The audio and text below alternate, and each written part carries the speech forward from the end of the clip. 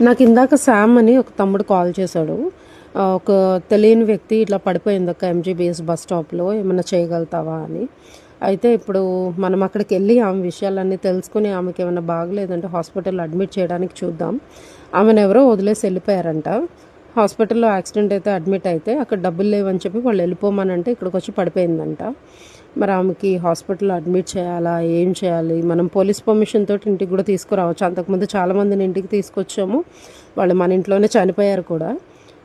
ఇవి ఎవరికి తెలియదు. జనాలకు తెలిసింది ఏంటంటే మనం ఓన్లీ డాగ్స్కే చేస్తామని. మన ఇంట్లో చాలామంది మనుషులు ఉన్నారు అంతకుముందు. So let's go and help her out. ఏ చిన్నదైనా మనం చేయగలుగుతామేమో డెఫినెట్గా చూద్దాం పోలీస్ పర్మిషన్ తోటి. ఎందుకంటే ఇవన్నీ కొన్ని టాక్టిక్స్ కూడా ఉంటాయి, అవి కూడా చూసాను నేను, అందుకనే. ఓకేనా, లెట్స్ గో. ఎవరైనా హెల్ప్ చేయగలిగితే అక్కడికి వెళ్ళిన తర్వాత వీడియో పెడతాను, ఆవిడకి హెల్ప్ చేయండి. నాకు 1 రూపీ కూడా అవసరం లేదు. Thank you, bye.